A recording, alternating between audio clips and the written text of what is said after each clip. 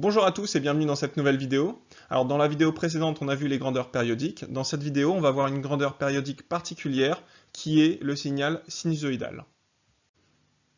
On va tout d'abord présenter un signal sinusoïdal en commençant par son motif ou sa forme, qui est représenté ici. Donc là, on a un motif d'un signal sinusoïdal. Et juste en dessous, on a la fonction mathématique, donc x de t est égal à x max sin oméga t plus phi. Alors dans cette fonction, il y a plusieurs éléments. Tout d'abord x max qui représente l'amplitude du signal, la valeur maximale du signal sinusoïdal. Ensuite, on a oméga qui est la pulsation qui s'exprime en radians par seconde. Et donc on a un lien entre la pulsation et la fréquence et la période. Donc oméga est égal à 2pi divisé par t, et oméga est égal à 2πf, puisque f est égal à 1 sur t.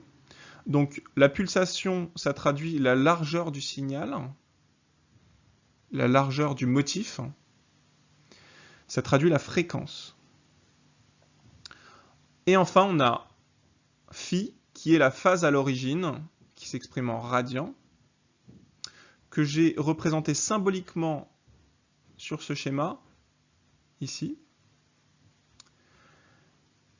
Et phi, en fait, ça correspond à la première fois que le sinus passe par 0 avec un front montant.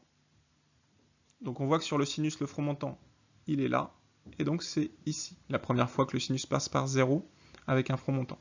Il ne faut pas prendre en compte ce point, puisque sur ce point, on a un front descendant.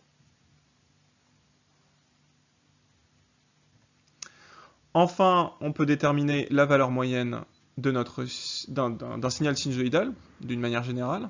Cette valeur moyenne est toujours égale à 0 pour un signal sinusoïdal. Pourquoi? Je rappelle que la valeur moyenne, c'est l'aire du signal sur une période, donc cette aire-là plus cette aire-là. Ces deux aires sont égales, sauf que celle-là, elle est positive, et celle-là, comme elle est en dessous de 0, elle est négative. Donc les deux se compensent, et on a donc la valeur moyenne qui est égale à 0.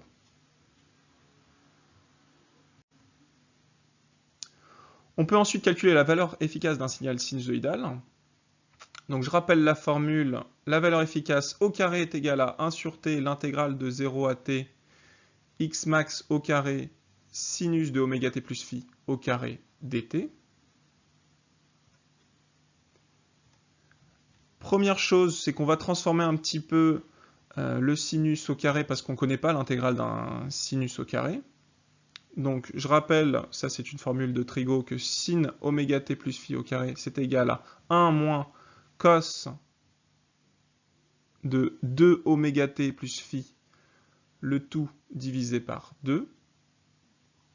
Donc on remplace cette formule dans la première expression.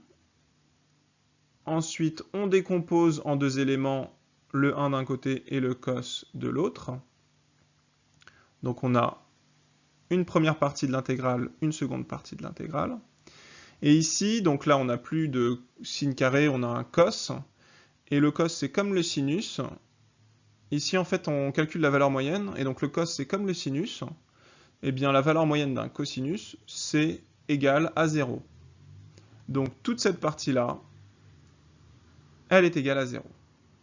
Il nous reste cette partie ici,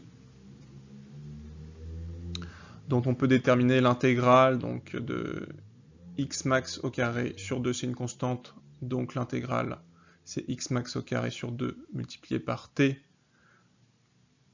entre 0 et t. Donc pour 0 c'est égal à 0 et pour t c'est égal à t. On trouve donc ce résultat là, les t se simplifient, et ensuite le carré on va multiplier par la racine, et donc on trouve que x, la valeur efficace d'un signal sinusoïdal, est égale à x max, l'amplitude du signal, divisé par racine de 2. Cette formule est vraie pour tout signal sinusoïdal et seulement pour un signal sinusoïdal. Sinon, il faut toujours repartir de la formule générale pour déterminer la valeur efficace. On ne peut pas appliquer cette formule ici, pour un signal carré ou pour un signal triangulaire.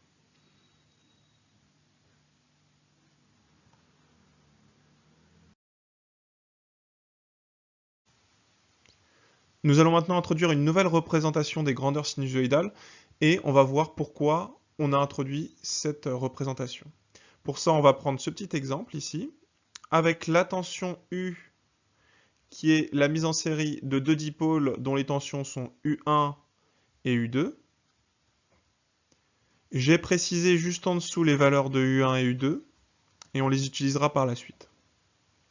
Et pour ce circuit, la question qu'on se pose, c'est quelle est la valeur efficace de la tension U? Ce qu'on peut dire déjà, c'est que à tout instant t, on a U qui est égal à U1 plus U2. Ça, c'est vrai. Mais est-ce que la valeur efficace U, grand U, est-ce que c'est égal à U1 plus U2? Eh bien, cette égalité est fausse. C'est complètement faux. Donc, il ne faut jamais faire ce raccourci-là. Et donc, pour déterminer la valeur efficace de U, un moyen d'y arriver, c'est d'introduire cette nouvelle représentation qui est la représentation qu'on appelle les amplitudes complexes. Alors, ça correspond à quoi? On a une grandeur sinusoïdale U. On va lui associer l'amplitude complexe grand U avec souligné. Le fait que ça soit souligné, ça introduit que c'est un nombre complexe. Et cette amplitude complexe grand U est de module U. Ce module correspond à la valeur efficace de U. Et d'argument phi qui correspond à la phase à l'origine de la tension U. Et on va écrire que l'amplitude complexe U est égale à grand U cos phi plus J U sin phi. Alors, U c'est bien sûr la valeur efficace, le module, phi la phase à l'origine, et J ça correspond à l'unité complexe. En mathématiques on utilise plutôt I, ici on utilise J plutôt comme en physique. Et donc l'amplitude complexe est un nombre complexe avec une partie réelle, U cos phi, et une partie imaginaire, U sin phi.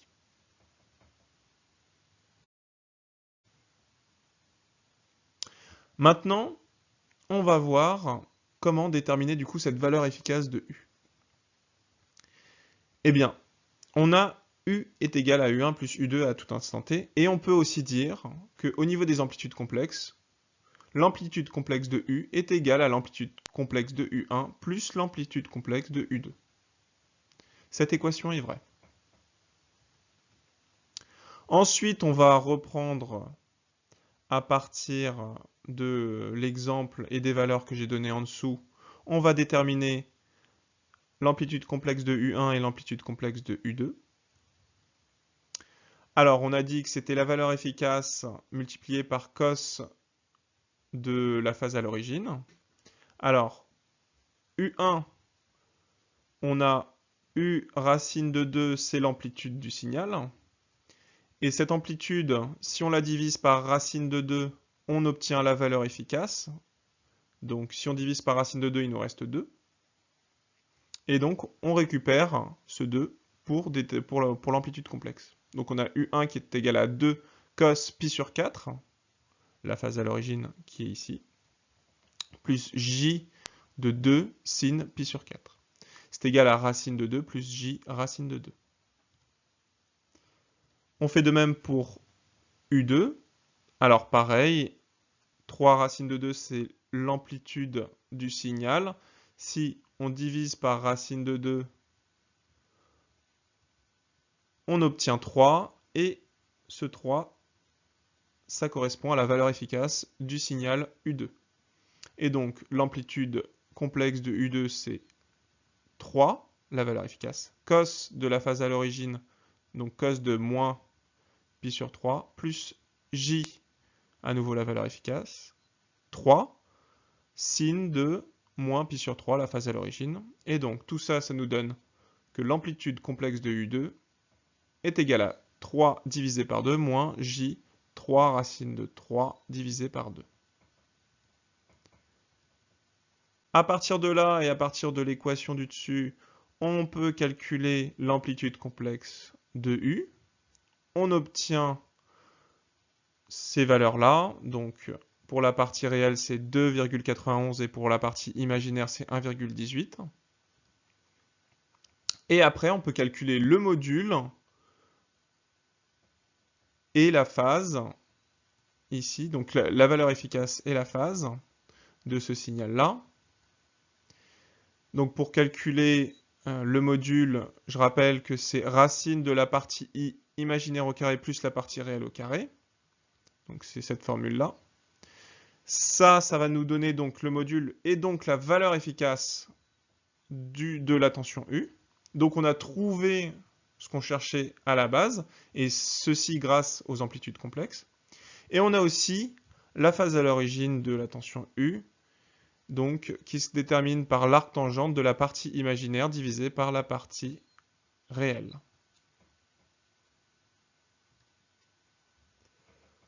Et donc on trouve 3,14 pour la valeur efficace et moins 0,38 pour la phase à l'origine. Nous allons maintenant considérer le cas où on représente deux grandeurs sinusoïdales de même fréquence. Par exemple, on a un circuit avec une certaine tension U et un certain courant I. Eh bien, ces deux grandeurs ont des grandes chances d'être déphasées, c'est-à-dire que lorsqu'elles passent par 0, elles ne passent pas en même temps, ou leur maximum ne sont pas parfaitement en phase. Donc il y a un déphasage. Et il y a deux cas. Le premier, c'est la tension est en avance sur le courant, c'est-à-dire que quand la tension va passer par 0 avec un front montant, eh bien, il va falloir attendre un petit peu pour que le courant fasse de même, et donc passe par 0 avec un front montant. Donc dans ce cas-là, on a bien la tension qui est en avance sur le courant, et dans le cas ici, c'est le contraire. On a d'abord le courant qui passe avec un front montant, et ensuite la tension. Et donc c'est U qui est en retard sur I. Petite remarque, sur l'axe temporel, c'est l'axe en phase que j'ai représenté. Donc la différence entre ces deux courbes, ici, c'est directement la phase. En réalité, lorsqu'on visualise des signaux sinusoïdaux avec un oscilloscope, par exemple, on les visualise en temporel, en fonction du temps. Et donc ce décalage, c'est un décalage horaire. Et donc, on a une formule pour passer de ce décalage horaire, donc de taux, à la phase, au déphasage, à la différence de phase entre les deux signaux phi. Et donc cette formule, elle est là, phi est égal à taux multiplié par la pulsation oméga. Alors en conclusion, dans cette présentation, on s'est intéressé au régime sinusoïdal, donc aux signaux sinusoïdaux. On a vu que ce sont des signaux périodiques qu'on peut caractériser par leur amplitude, leur fréquence, leur phase à l'origine, leur pulsation. On a vu que leur valeur moyenne était nulle et que leur valeur efficace, il fallait diviser l'amplitude par racine de 2. Et on s'est aussi intéressé aux amplitudes complexes, qui est une nouvelle représentation qui permet de faire des calculs plus facilement sur les signaux sinusoïdaux. Je vous remercie de votre écoute et à bientôt.